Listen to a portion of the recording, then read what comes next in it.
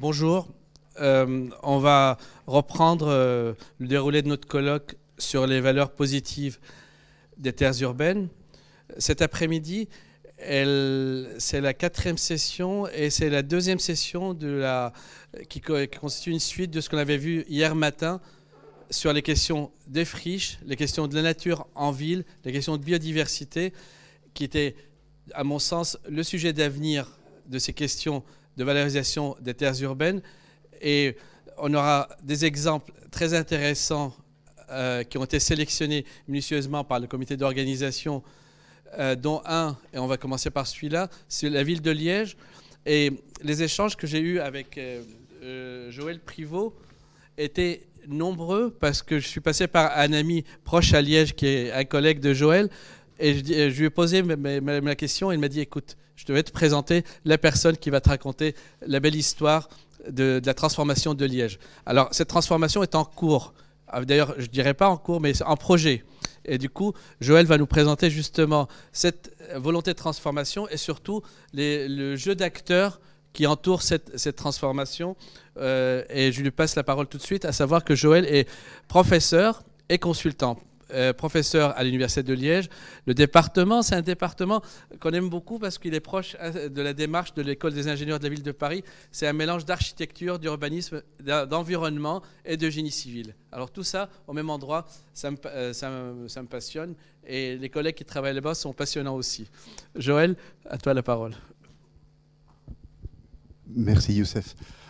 Tout d'abord, merci à tous. Merci à l'École des ingénieurs de la ville de Paris de m'avoir invité. Merci à toi Youssef, merci à ECT, notamment Sophie Alix, Reda, d'avoir fait appel à moi. Je dois juste te corriger, je ne suis pas encore professeur, je ne suis qu'un humble assistant. Donc peut-être dans quelques années, sait-on jamais. Donc ici, on va partir sur l'aspect de Liège, la région liégeoise. Mais avant tout, je me devais de vous expliquer un petit peu d'où je parle, où effectivement j'ai plusieurs casquettes, hein, comme tu l'as dit, sur la tête, dont notamment des casquettes où j'ai travaillé comme consultant en urbanisme depuis les années 2003. Et j'ai aussi l'occasion de travailler à l'ASPAC. Donc l'ASPAC, pour ceux qui ne connaissent pas, c'est le bras armé de la région wallonne qui est chargé de dépolluer les plus gros sites industriels pollués, où là j'ai travaillé pendant 6 ans. Et puis j'ai repris le chemin de l'université, mais cette fois-ci avec la casquette d'enseignant ou de chercheurs, que ce soit la faculté des sciences ou faculté de sciences appliquées, où j'interviens pour le master ingénieur-architecte en dernière année pour les ateliers, ou le master en urbanisme et aménagement du territoire. Et depuis peu de temps, je pilote avec Jacques Teller et la Haute École Charlemagne, je pilote un certificat spécialisé en recyclage du foncier dégradé, qui est une formation continue de 1 an, et on le verra tout à l'heure, vous allez comprendre pourquoi chez nous à Liège c'est quelque chose d'important, pour que tous les acteurs, mais surtout urbanistes, aient la maîtrise des contingences utiles. Et depuis peu de temps, on a fondé avec quelques personnes spécialisées du monde de la dépollution la Brownfield Academy, qui est fortement inspirée de l'IFTI que vous avez vu hier avec Marc Kaczynski. Donc voilà pour vous dire un petit peu les différentes casquettes que j'ai sur la tête qui me permettent de prendre du recul par rapport à un certain nombre d'éléments. Sans plus attendre, je vais vous emmener à Liège.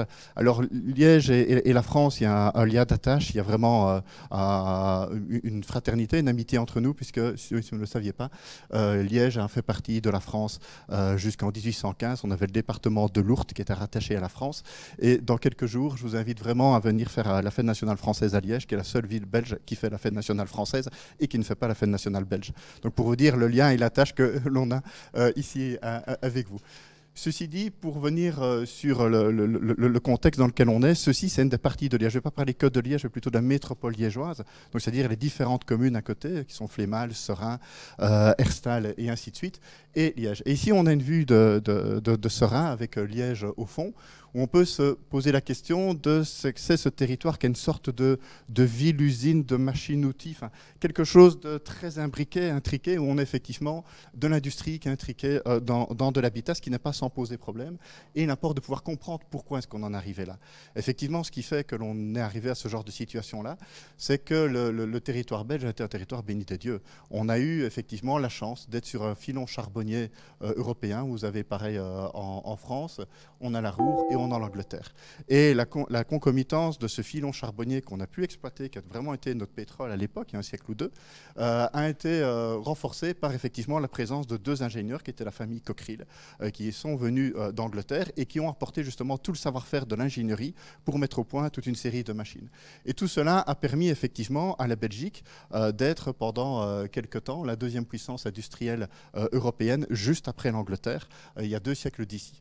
Et quand on voit par exemple une carte de Liège et des environs, tout ce que vous voyez ici, ce sont toutes les entreprises qui ont jalonné le territoire liégeois et qui effectivement ont pu se développer et qui ont généré aussi un développement urbain. Autre élément qui est important à comprendre, et vous allez comprendre pourquoi tout au long de la présentation, c'est que Liège, c'est essentiellement une vallée, la vallée de la Meuse, et la vallée de 2 rivières que sont l'Ourthe et la Vesdre. Et donc on a vraiment ce fond de vallée qui a été aplani, qui a permis le développement d'industrie, et toute une série de plateaux tout autour, dans lesquels effectivement on a aussi un peu d'entreprises qui ont été développées. Alors simplement, je vais aller très très vite sur l'histoire, c'est pas un cours d'histoire industrielle ici, c'est de comprendre qu'effectivement on a eu depuis plus de 2 siècles et demi, voire 3 siècles, la préhistoire industrielle, on a eu l'histoire industrielle intense, et puis à la fin, on a eu le déclin de l'activité économique industrielle, avec notamment le départ de toute une série d'activités, et aussi des changements modaux de travail, où on a quitté les anciens sites industriels pour aller plutôt faire des zones d'activité économique à l'extérieur de Liège. Et tout ceci, ça a conduit à l'émergence de la gestion des friches. Alors ça a été bien, on a été effectivement les kings pendant un siècle ou deux en termes d'industrialisation, mais toute médaille à son revers, c'est que maintenant, on est les kings en termes de pollution, et qu'on a effectivement un substrat pollué qui est effectivement très important et qu'il faut pouvoir gérer aujourd'hui. Quand on voit cette carte-là, tous les petits points que vous voyez, ce sont tous les points où effectivement il y a eu une activité économique industrielle à un moment donné ou à un autre, et on voit que notre territoire en est truffé. Et on peut retrouver les différentes époques, hein. On peut retrouver ici, c'était plutôt l'histoire pré-industrielle, où on était avec de l'énergie hydraulique, pour ça qu'on a énormément d'entreprises qui étaient localisées plutôt dans des zones qui sont fortement boisées, et on retrouve ici tout l'axe de la Sambre et de la Meuse, avec Charleroi, Mons, Namur, toute la région liégeoise, où on a toutes ces entreprises-là qui se sont développées dans tout le bassin mosant et qui aujourd'hui sont des sources d'impact potentiel en termes de pollution. Alors pour revenir sur le propos, c'est peut-être préciser 2-3 points concernant les pollutions. Quand on regarde ce diagramme, on a effectivement eu quantité d'activités économiques industrielles qui ont pu polluer. Alors maintenant, c'est rentré petit à petit dans les mœurs de faire attention à ce genre de sites. Le seul problème, c'est qu'on a une invisibilité avec l'histoire de toute une série de sites industriels. Ici, je prends par exemple au cœur de Liège, tout près de Griffigny, à l'est de Liège, où on avait antérieurement des anciennes coqueries. Et à partir de 1935, ces coqueries ont été totalement réurbanisées, mais sans gestion des pollutions à l'époque, puisque ça ne faisait pas partie du savoir de l'époque. Et donc, on a comme ça, au sein de Liège, au sein des tissus des villes à côté, quantité de quartiers qui sont établis directement sur de la sidérurgie, sur des coqueries, et ainsi de suite. On a aussi, effectivement, en termes d'artefacts, ce sont toutes les décharges, ce qu'on appelle chez nous des terrils, ce que vous, en France, vous appelez des crassiers. Quantité de crassiers qui ont jalonné notre territoire. Comme vous voyez ici, depuis un belvédère, la ville de Liège, vous voyez toute une série de montagnes artificielles qui sont tous ces crassiers qui montrent qu'il y a une activité charbonnière à cet endroit-là. On extrayait le charbon et à l'époque, il était stocké. Mais il ne faut pas voir juste le terril en tant que tel, il faut imaginer les dizaines d'hectares qui étaient occupés par la suite par toutes ces activités-là. Et aussi qu'un terril n'est pas égal au terril. On a eu des terrils charbonniers et on a eu toute une série de terrils, comme notamment celui-ci qui était VM Zinc. Les architectes connaissent bien VM Zinc.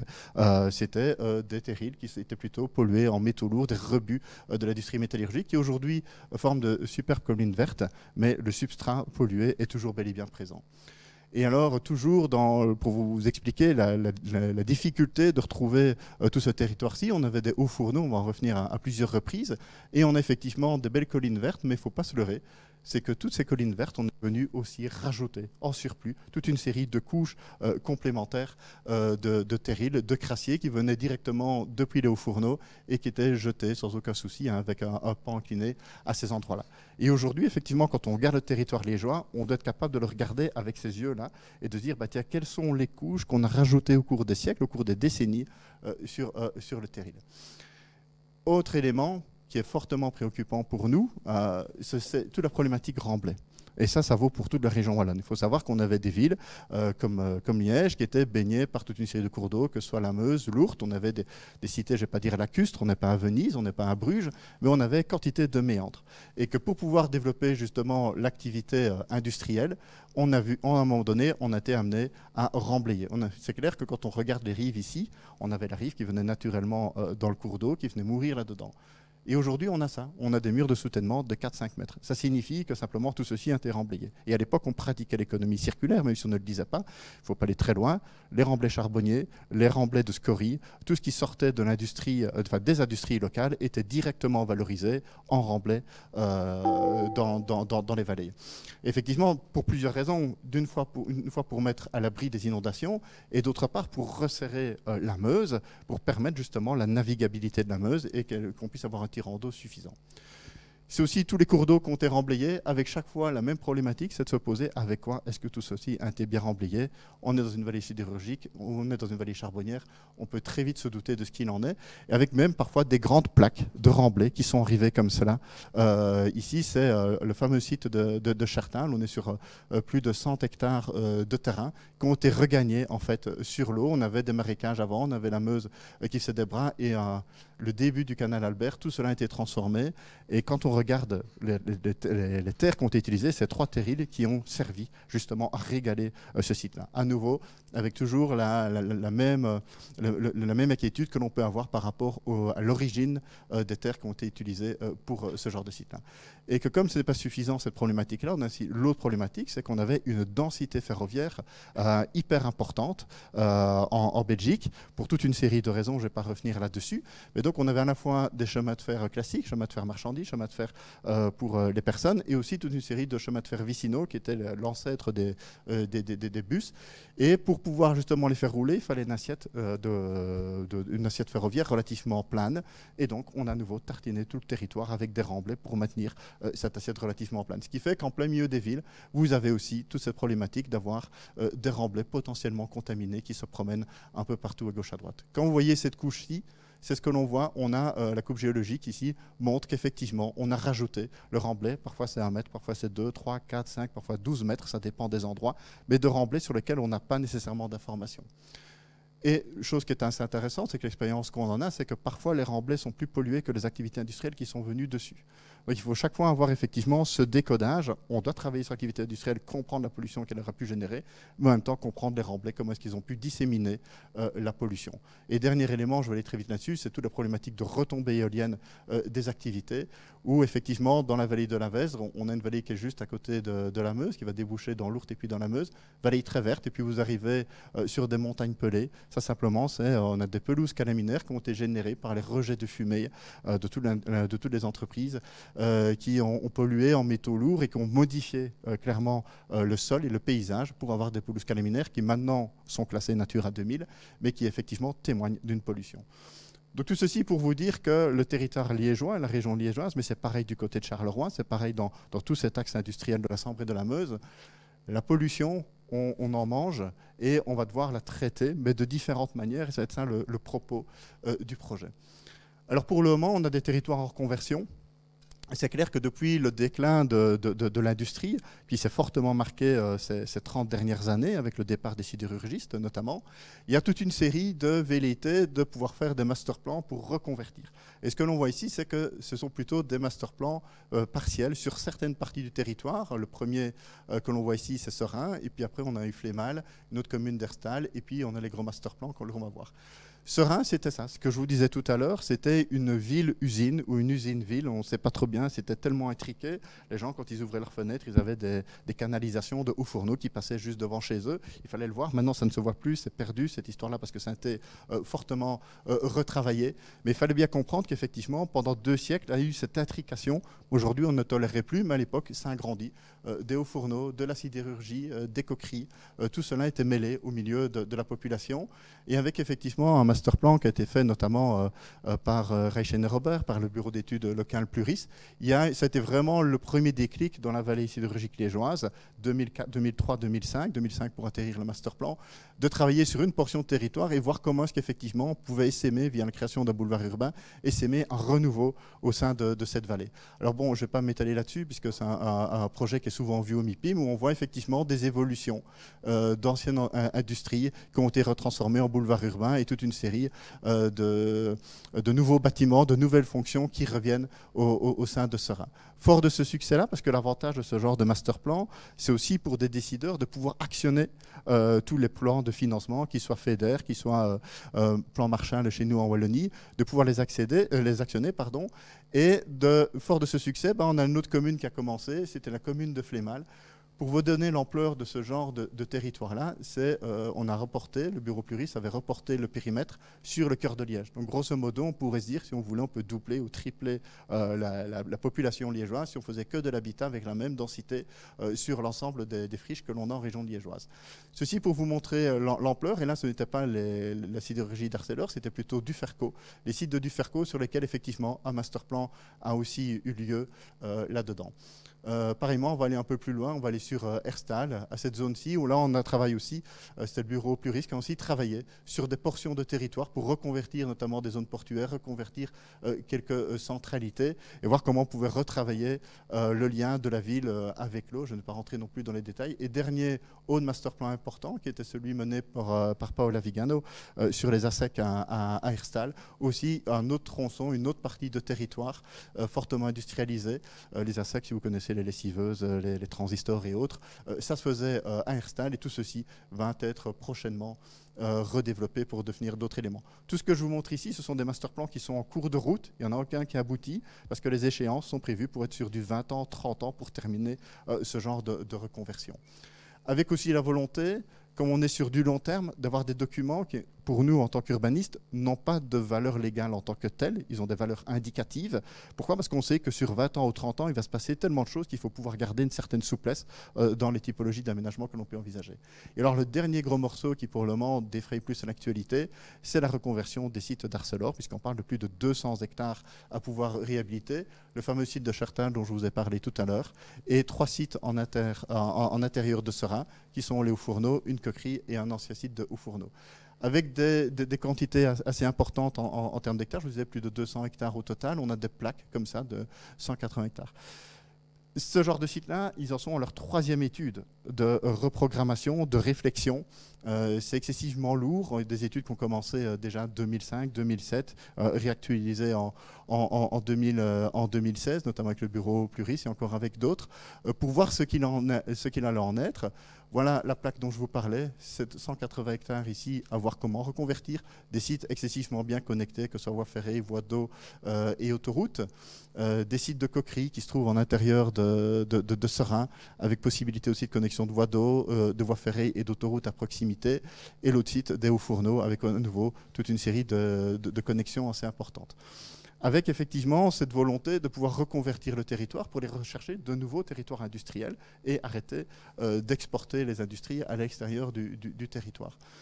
Tout ceci est excessivement compliqué puisque le but, c'est d'arriver à une négociation du public avec Arcelor pour voir comment reprendre leur propriété avec Arcelor qui joue son rôle de propriétaire foncier, qui a envie de valoriser ces terrains et de ne pas les laisser partir à n'importe quel prix. D'où effectivement la difficulté, la multiplicité des acteurs. On a le port autonome, on a une intercommunale de développement économique, on a Arcelor évidemment, et on a la régie communale de Seraing, qui sont toute une série d'acteurs, et ça coince depuis quelques années, c'est difficile de faire venir les choses.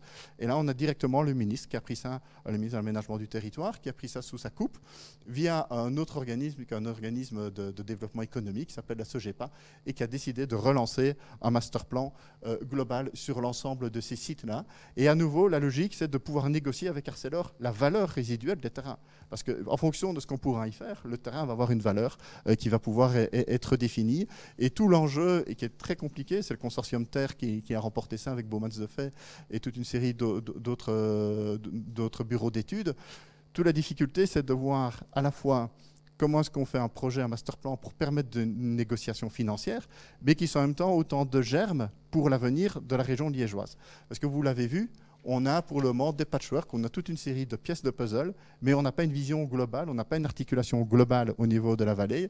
Et on a la chance, c'est d'avoir aussi sur Liège qui se met à faire un schéma de développement communal, donc c'est une sorte de PLU à l'ensemble de la zone, mais qui est une technique assez innovante, c'est que c'est la mairie qui va rester maître du PLU, mais elle interroge 3 bureaux internationaux, qui sont Michel Levine, qui sont Jamel Clouche, et à nouveau le bureau Baumans de Fait, pour avoir des avis, 3 avis différents sur l'avenir de leur territoire et pouvoir se nourrir des réflexions que ces 3 bureaux d'études vont apporter. Le seul problème, c'est que pour le moment, si ce n'est au niveau des différents fonctionnaires qui travaillent entre eux et qui se connaissent, il n'y a pas encore d'interconnexion politique sur le développement de ces projets-là. Mais par contre, ce qui est assez intéressant, c'est que ce soit le bureau Terre, que ce soit le bureau de Michel Devine, de Jamel Clouche, de Baumans de Fait, c'est qu'ils apportent une germination de nouvelles idées sur la manière de repenser le territoire, de repenser le socle paysager. Et c'était aussi une des stratégies que la SOGEPA avait mis en place en sélectionnant un certain nombre de bureaux pour concourir et finalement en sélectionnant Nanterre. C'est de prendre cette nouvelle vision plus paysagère du territoire en sachant qu'on ne va pas pouvoir reconvertir ces territoires-là comme on veut. On est parti sur 10 ans, 20 ans, 30 ans en fonction des techniques et des budgets qu'il va y avoir. Mais justement de plutôt réfléchir à voir comment est-ce qu'on peut travailler l'incertitude, comment est-ce qu'on peut travailler un socle paysager qui va permettre d'évoluer, d'accueillir les évolutions ultérieures. Et aussi, parce que ça paraissait trop facile, les seules contraintes que je vous ai montrées, c'est qu'on a une quantité d'autres contraintes qui viennent se rajouter, d'autres contraintes d'acteurs. C'est qu'en Belgique, on a effectivement ce zéro artificialisation nette, je ne vais pas m'étaler là-dessus, vous le connaissez, et que les objectifs pour nous sont assez rapides, puisque le but c'est de passer à réduire de moitié pour l'horizon 2030 et arriver à zéro artificialisation nette pour 2050. Rien de bien neuf, hein, c'est la directive européenne que l'on doit prendre, mais c'est effectivement aussi un moteur de reconversion. Par contre, problème que l'on a chez nous, c'est que le foncier n'a pas une grande valeur. On n'est pas Paris, on n'est pas Luxembourg, on n'est pas New York, et donc le problème c'est que toute opération foncière qui va devoir traiter les pollutions n'a aucune certitude d'être rentable à un moment donné ou à un autre.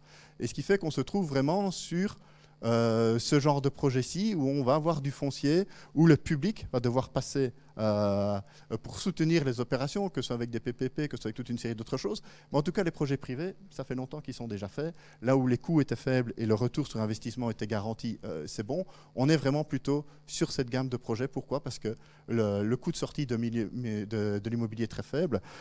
On n'est pas, comme je vous disais, à Luxembourg. À Luxembourg, dans aucun souci de reconvertir des coqueries, des sites sidérurgiques, de mettre 10 000 nouveaux habitants, pose aucun problème. Ils ne se tracassent pas des coûts de sortie, ils ne se tracassent pas des coûts de pollution. Ce sera géré parce qu'ils savent bien qu'ils ont les balances. Ici, c'est juste à côté de Belleval, c'est le dossier de Esch-Chifflange. Autre problématique que l'on a, c'est que, je vous l'ai dit tout à l'heure, on est une ville de vallée, on est fortement impacté par les changements climatiques. Alors, c'est peut-être la tarte à la crème, mais pour nous, ça nous concerne vraiment. Au niveau des îlots de chaleur, le fait qu'on soit une vallée hyper encaissée amène des augmentations de chaleur qu'il va falloir gérer par toute une série d'îlots de fraîcheur. Autre problématique que l'on a, les changements au niveau des intempéries, c'est-à-dire que sur l'année, on voit depuis 10 ans qu'on a la même quantité de pluie qui tombe, mais par contre, c'est ramassé en moments beaucoup plus fins. Avec le problème, c'est que les Liégeois ont intérêt à investir dans une paire de bottes d'ici une cinquantaine d'années, parce qu'on sait que la Meuse va reprendre son lit majeur de manière récurrente. Alors c'est un sujet qui fait débat, c'est un sujet qui fait polémique. C'était mes collègues de la faculté de sciences appliquées qui avaient analysé ce phénomène-là. Pour le moment, ce n'est pas encore totalement audible au sein des décideurs et au sein des différentes institutions, mais c'est un véritable problème majeur. Et que ce problème majeur est renforcé par l'activité ancienne, c'est qu'on a toute une problématique d'effondrement du sol à cause des mines, donc on a des tassements miniers importants, parfois jusqu'à 12 mètres où le sol est descendu, et ce qui fait qu'à certains endroits, on a les territoires urbanisés qui sont en dessous du niveau de la Meuse. Si vous allez du côté de Serein, vous allez voir des immenses murs de quai qui font plus de 6 mètres de haut. Et autre problématique, c'est que 24 heures sur 24, depuis plus d'un siècle, on a un pompage continu ad vitam aeternam. Si on ne pompe pas, les eaux d'égout ne sont pas capables de repartir et de remonter. Et donc on a les villes qui sont totalement noyées, des inondations il y a quelques décennies d'ici qui ont rappelé cela aux gens. Et autre problématique, c'est que comme on arrêtait par contre l'exploitation minière, on a les eaux d'exor qui commencent à jouer avec nous. C'est que les mines qui ne sont plus pompées se rechargent, les nappes qui sont dans les mines se rechargent en eau. Alors soit ça nous permet d'avoir des coups d'eau de temps en temps, soit en période d'étiage, c'est la nappe des cours d'eau qui repassent dans les nappes des mines. Et donc, on a des baisses de niveau de la Meuse, ce qui pose problème en termes de navigabilité. On le voit déjà, la Meuse descend de 1 mètre en été à certaines périodes. Donc, tout ceci, ça fait l'objet d'études pour essayer de caractériser les choses. Mais vous voyez comment les changements climatiques vont impacter et vont rendre encore plus prégnants des problématiques qui sont issues de l'héritage industriel. Je vous passe là-dessus, c'est effectivement que Liège est aussi très fragile en termes d'entreprise, mais ça vaut pour la Belgique, ça vaut pour toute l'Europe, où on va avoir des impacts de changement climatique sur l'entièreté des zones de production mondialement connues. Donc tout ça, ça amène à se poser la question, on doit retravailler le territoire, on doit peut-être réimplanter des entreprises, mais lesquelles, comment est-ce que ça va se passer? Ça reste plein d'interrogations et tous les master plans que l'on fait doivent gérer ces incertitudes, puisqu'on ne sait pas vraiment de quoi demain sera fait. Et avec l'autre élément le plus prégnant, j'en ai déjà beaucoup parlé, c'est toute la problématique pollution que l'on doit pouvoir gérer, où effectivement, ça amène à devoir réfléchir sur comment est-ce qu'on va traiter effectivement tous ces remblais pour remettre quelle activité, quelle typologie d'activité est-ce que l'on peut mettre en fonction des catégories d'usage que l'on va avoir, on va devoir descendre à 2 mètres ou à 1 mètre de remblai, en plus de traiter tous les hotspots de pollution qui auraient pu être gérés. Et chose n'étant pas aussi facile que ça, c'est que l'on a effectivement des coûts à la fois importants pour le traitement des remblais, mais ça aussi, ça génère des opportunités. C'est que chez nous, on peut effectivement réutiliser les remblais que pour les matériaux de construction et pour toute une série d'autres choses, suivant les catégories qu'ils ont. On a l'organisme Walter qui vient d'être créé récemment, il y a 1 an, qui publie ces chiffres, et on commence à voir les potentiels de millions de mètres cubes à gérer à l'échelle de la Wallonie, et que quand on voit toute une série de sites industriels, il y en a qui réfléchissent à se dire, bah tiens, tout compte fait, si je remets 1 mètre ou 2 mètres ou 3 mètres de remblai, c'est un moyen de juguler les pollutions. Avec des craintes pour les communes, de se dire, mais j'ai pas envie que ma commune devienne un centre d'enfouissement technique pendant 10 ans, 20 ans, le temps qu'on ait terminé de régaler la terre. Avec la problématique de se dire d'où viennent les terres. Est-ce que ça vient par camion, est-ce que ça vient par bateau, est-ce que dans du développement durable. Donc vous voyez l'intrication excessivement compliquée dans lesquelles on est pour le moment au niveau du bassin liégeois. Avec, effectivement, et je vais terminer là-dessus, pléthore de sites pollués. Ici, ce sont les sites qui correspondent à une définition légale chez nous de sites à réaménager. Donc la fonction n'est plus correcte. On en a plus de 670 rien que dans la métropole liégeoise, ce qui vous donne des ordres de grandeur. Ça, c'est juste pour les sites à réaménager. Quand on met là-dessus les couches d'informations relatives à une pollution potentielle, ce qu'on appelle la banque de données de l'état des sols, qui est en cours de complétude, qui n'est pas du tout terminée, on voit qu'effectivement, il y a une sorte de trame qui apparaît sur notre territoire. On a l'habitude des trames vertes, on a l'habitude des trames bleues en tant qu'urbaniste. Et là, on a une trame de brownfield qui est en train d'apparaître. Et ça pose une question assez importante, c'est de dire, mais qu'est-ce qu'on va faire de pléthore de sites pareils? Parce qu'on ne va pas pouvoir se dire, tiens, je continue à faire 10 hectares à gauche, 10 hectares à droite, sans avoir de vision globale. Parce qu'on sait qu'on a gaspillé des terres agricoles, à un moment donné, quand on a fait l'urbanisation de la périphérie. Il ne faudrait pas que maintenant, on gaspille nos territoires de friche. Nos territoires de friche sont une partie de la solution pour l'avenir et pour répondre à toutes les questions dont je vous ai parlé, qu'elles soient climatiques, qu'elles soient de biodiversité et ainsi de suite.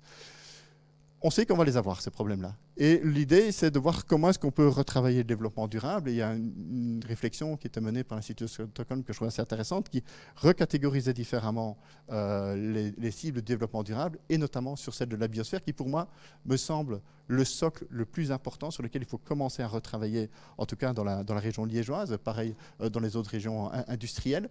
Parce qu'effectivement, au vu de ce mitage de friches sur le territoire et de sols pollués, on va devoir repasser à un moment donné par belle ou par lettre, on va devoir retravailler, re-questionner cet héritage de 2 siècles du passé et voir pour répondre à des questions comme l'ont fait les Allemands, d'utiliser de l'urbanisme climatique, donc c'est-à-dire de pouvoir utiliser de manière intelligente le territoire et que ces friches vont peut-être être justement des lieux d'opportunité pour travailler des îlots de fraîcheur, pour travailler des corridors de refroidissement de la ville de Liège.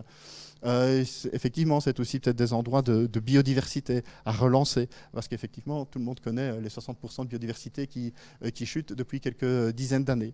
Donc voilà, à nouveau, pas uniquement que pour de l'immobilier. La réflexion, c'est de se dire comment est-ce que ces territoires de friche vont pouvoir surtout préserver l'urbanisation existante. Et on a nos voisins hollandais juste à côté de chez nous, qui après les inondations de 1995, ont commencé à retravailler le transect de la Meuse et du Rhin pour permettre justement les crues, l'amplification de tous ces mouvements de crues, et de ne pas hésiter à intervenir fortement sur le territoire, quitte à déplacer des portions de villes pour permettre des écoulements fluviatiles importants. Réflexion à avoir pour nos friches. Quand on a des friches qui sont situées en Bordeaux, tiens, tout compte fait, est-ce qu'il n'y a pas une réflexion à avoir, plutôt que de la gaspiller pour dépenser X dizaines ou centaines de millions pour remettre 2-3 entreprises qui ne fonctionneront peut-être pas? Est-ce qu'il n'y a pas moyen justement de préserver l'urbanisation existante par ce genre d'exemple? Ça a été fait par nos voisins flamands et hollandais, où toute une série d'anciens sites industriels, des gravières, des sablières, sont là pour permettre l'inondation de la Meuse, et ils ne sont pas contentés d'avoir des zones d'inondation, donc c'est à 30 km de Liège, ils en ont fait des systèmes de bassins nautiques et de resorts qui fonctionnent très très bien, même avec un climat belge. Ceci ne désemplit pas. Donc comme quoi on voit que les friches peuvent être aussi une source, au-delà de l'immobilier, peuvent être une source très intéressante, et en termes de revenus économiques, mais en même temps en termes de jugulation de problématiques. Et alors il y a une réflexion qui est menée par Paola Vigano, qui intervient notamment sur Sambreville et sur la Louvière, qui est de se dire, bah, tiens, on a la fameuse trace, souvenez-vous la carte que j'ai montrée au début, de toute cette veine de charbon qui a impacté toute la Belgique, qui a impacté le nord de la France. Et ce qu'elle propose dans ses réflexions, c'est d'aller rejoindre effectivement des grands parcs paysagers qui se trouvent ici entre la Hollande et l'Allemagne, de rejoindre l'archipel vert sur lequel Michel Devigne avait travaillé, d'autres projets de parcs de métropole bleue, et de pourquoi pas utiliser la vallée de la Sambre et de la Meuse pour travailler sur ces systèmes de grands parcs. Quand je vous disais l'intérêt de travailler effectivement sur le socle paysager, c'est peut-être un moyen, et que les friches sont un moyen de nous permettre d'arriver à ce genre de finalité, parce qu'à nouveau, comme je vous le disais, on n'a pas besoin à Liège de doubler ou de tripler la population. Les chiffres d'augmentation de population tournent aux alentours de 15% en plus par rapport à la population actuelle. Donc on a de la marge avec les friches, et toute la question va se poser, comment est-ce qu'on hiérarchise nos friches pour utiliser la bonne friche au bon endroit pour le bon usage. Ma conclusion, très simple, c'est que ça interroge 3 éléments. La résilience, notre territoire s'est mangé des chocs industriels assez importants, des chocs de pollution, des chocs de diminution démographique, de perte économique. Et on a effectivement aussi la difficulté d'analyser la mutabilité. Quel est le caractère mutable d'une friche, eu égard à sa pollution, eu égard à son implantation dans le tissu territorial ou urbain, et eu égard à son accessibilité. Qu'est-ce qui est intéressant? Comment est-ce qu'on peut jauger très vite si une friche vaut la peine d'être mutée ou pas?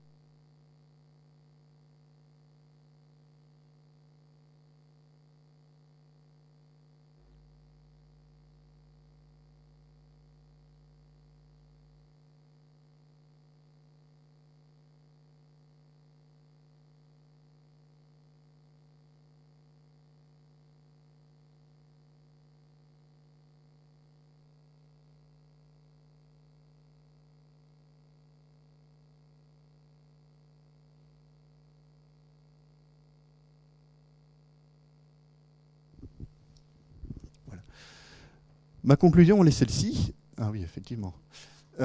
C'est que l'histoire du palimpseste est quelque chose qui marque effectivement les architectes et les urbanistes, à cette façon de réécrire constamment sur des couches sous-jacentes. Ce que l'on voit grosso modo dans cette image-ci. Et il y a un texte que je trouve assez intéressant, c'est d'Umberto Eco, qui reprend justement la manière où, grosso modo, il explique, je vais faire très simple et caricaturé, que les blancs qui sont laissés au sein d'un texte sont toutes des portes à interprétation et à compréhension, ou une autre compréhension des textes que l'on peut avoir. Et je pense que le territoire, notamment dans un territoire comme celui de Liège, c'est quelque chose qui doit vraiment rester et devenir peut-être une nouvelle vision du territoire, c'est de ne pas se contenter avoir juste ces quelques éléments-là, mais c'est de voir comment est-ce qu'on peut pouvoir travailler de manière interstitielle et le socle et les émergences de toutes ces friches pour recréer une toute nouvelle histoire au niveau du bassin liégeois. Et donc, je termine là-dessus, c'est penser en trame de Brownfield. Ce n'est pas encore aujourd'hui entré dans les mœurs des différentes communes. C'est de se dire, bah, tiens, en tant qu'urbaniste, comme on a une carte de contrainte d'inondation, comme on a toutes sortes de cartes de contraintes, il n'y a pas encore de cartes de Brownfield qui sont intégrées d'office dans des PLU ou dans des documents équivalents. C'est un fondement parce que ça ne permet pas aux auteurs de projets de comprendre l'ampleur des gisements auxquels ils ont affaire. En même temps que l'ampleur des contraintes, mais moi je ne vois pas que les contraintes, je vois aussi les gisements d'évolution des travaux. Hop. Et surtout aussi, et j'en reviendrai puisque c'était le titre de mon exposé, où on parlait de dégradation. Je vous ai parlé des aggradations géologiques, les couches de sédiments qui se rajoutaient, que ce soit de manière naturelle et artificielle, tous ces fameux remblais. Et la notion d'agradation que l'on voit de plus en plus en permaculture, d'agrader les sols, qui est un moyen de rendre fertiles des sols qui étaient dégradés. Cette notion de refertilisation de notre vallée, mais fertilisation pas uniquement dans un cadre agricole ou autre, comment est-ce qu'on remet des ferments sur notre territoire justement pour le propulser dans le siècle à venir et répondre à toutes les questions qui en viennent. C'est pour ça qu'effectivement la notion de sol agradé commence à émerger de plus en plus, en tout cas dans notre vocabulaire au niveau local. Et au niveau des jeux des acteurs, je vous l'ai dit tout à l'heure, on a un besoin énorme d'avoir enfin une cohérence globale, non pas commune par commune, mais sur l'entièreté du transect Mausan, parce que ce qui se passe ici à Serein impacte le centre de Liège et impacte ce qui se passe un peu plus loin. Et de travailler plutôt non plus en projet, mais voir en termes de gouvernance, on a parlé le matin des problématiques de gouvernance, c'est comment est-ce qu'on arrive à mettre ensemble tous des acteurs qui, pris individuellement, sont tout à fait légitimes dans leur prise de position, alors qu'elles peuvent être totalement antagonistes. C'est une véritable difficulté, et c'est qu'aujourd'hui, on s'aperçoit qu'il n'y a pas nécessairement toujours de pilote dans l'avion. En tout cas, on ne nomme pas clairement qui est pilote dans l'avion. Ce qui peut amener à une perte de visibilité pour savoir où on va. Et dernier élément, et c'est sur quoi on travaille, et je fais un peu de publicité, c'est former des urbanistes à cette problématique-là, des gestionnaires communaux à cette problématique-là, et aller peut-être vers quelque part une fonction de brownfield manager, qui serait une sorte de nouvelle fonction, mais de gens qui soient aussi bien capables de comprendre une problématique technique de pollution des sols, de comprendre une problématique géologique, de comprendre des problématiques sociales, écologiques, et ainsi de suite, et d'être capable d'être une sorte d'agrégateur de toutes ces problématiques pour les faciliter, mettre de l'huile dans les rouages et aider à la reconversion de notre territoire. Merci pour votre attention, j'étais un peu dense, mais je pense qu'il fallait bien planter le décor. Je vais essayer de récupérer le micro. Mais il charge, je pense qu'il vaut mieux que tu prennes celui-ci, Youssef.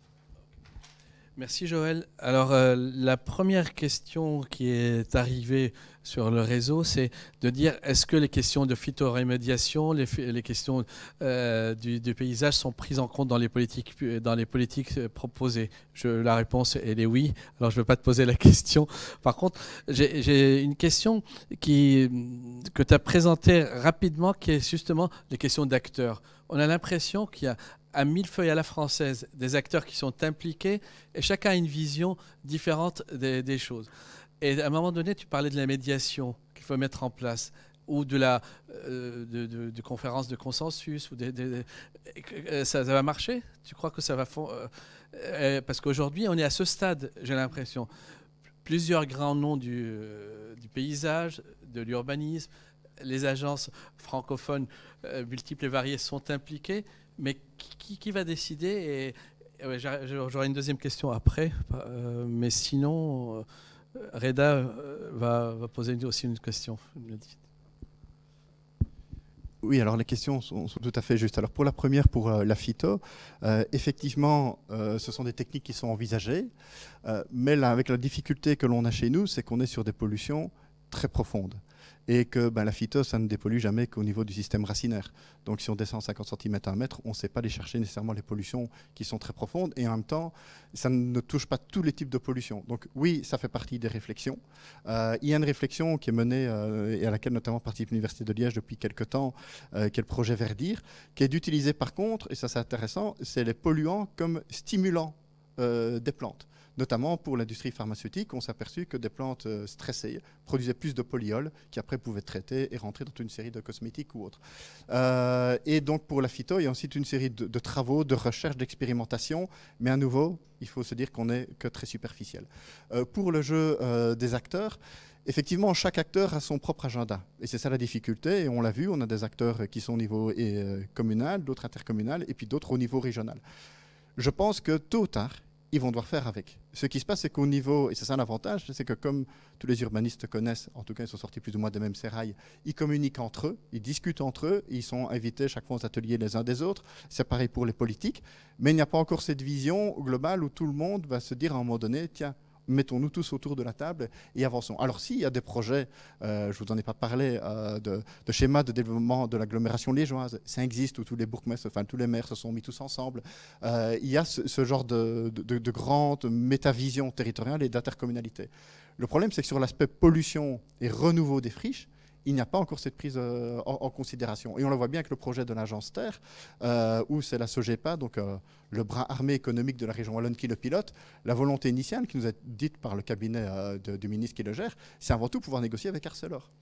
Et justement, les auteurs de projets et ceux qui les pilotent essayent d'aller au-delà de simplement une négociation financière bête et méchante avec un propriétaire foncier. Donc je pense que les germes sont en train d'être mis et j'espère que dans quelques années, ça va aller de soi. Mais pour le moment, il n'y a pas encore suffisamment d'huile dans les rouages pour que ça fonctionne. Oui. Merci. Alors, je vais passer le micro. Ah oui, pardon. Pour ne pas prendre de risques avec le deuxième. Merci. Oui, juste une question par rapport aux relations avec les industriels et leur passé. Est-ce que vous avez des moyens d'un peu leur tordre le bras, ou est-ce que quelles sont les relations? Sans arriver à la situation dans laquelle le Nord-Pas-de-Calais s'était retrouvé avec le départ précipité de Métal Europe qui a tout laissé en plan. Comment vous gérez la relation avec les industriels de manière à ne pas avoir une friche qui dure encore 100 ans? Je vois, les universitaires, ils ne gèrent rien, mais ils observent et ils analysent. Oui, effectivement, moi je parle en tant qu'observateur, donc je ne gère rien du tout. C'est compliqué. Si vous prenez le projet d'Arcelor, pendant qu'il y a effectivement ce projet de master plan qui est en cours, Arcelor a ses propres projets de développement immobilier, notamment sur un site de Haut-Fourneau, que d'autres ont un projet de développement sur la coquerie et qu'on a effectivement le projet de master plan de la SOGEPA qui revient remettre une couche par-dessus. Donc c'est excessivement compliqué. Vous pouvez imaginer les jeux d'acteurs et les tensions qu'il peut y avoir derrière, parce qu'effectivement, Arcelor, il n'a pas envie de se faire déposséder. Si lui, il est capable de valoriser ses terrains, il peut le faire tout seul. Il n'y a pas besoin d'avoir une instance au-dessus qui vienne lui expliquer comment faire. Et donc c'est un jeu compliqué, tout en sachant que je pense qu'Arcelor n'a pas non plus vocation à garder ad vitam aeternam ses projets. Et même s'ils ont un service qui développe des projets immobiliers, ce n'est pas leur vocation première, ce sont des sidérurgistes. C'est comme du Ferco, leur métier premier, c'est d'être sidérurgiste. Ce n'est pas de faire développement immobilier. Les choses évoluent, mais voilà, pour le moment, je pense qu'on n'est pas encore dans cette fameuse huile dans les rouages et que c'est plutôt une relation de savoir comment les choses vont se négocier. On est dans la négociation future et on le voit bien, ça traîne depuis quand même plus de 10 ans, ces différentes négociations avec Arcelor. Si c'était aussi simple que ça serait déjà fait depuis longtemps, quoi. Oui, parce que peut-être un élément à ajouter pour la compréhension, c'est que Arcelor, normalement, est tenu de dépolluer par rapport à un usage industriel, puisque nous avons ce qu'on appelle chez nous des plans de secteur, qui est des cartes d'affectation de l'usage du sol, où tous ces sites-là sont fixés en usage industriel. Donc Arcelor est tenu de dépolluer pour un usage industriel. Si on veut y mettre de l'habitat, c'est quelqu'un d'autre qui va devoir payer le différentiel. Ce n'est pas du tout pour Arcelor. Et donc quand on voit les master plans qui arrivent, effectivement, on voit tous ces différentiels qui vont apparaître. Et des grosses inconnues, c'est que personne dans les équipes de master plan n'a les études de pollution que Arcelor a. Donc voilà, c'est ça la difficulté, c'est qu'on travaille à l'aveugle sur toute une série de master plans.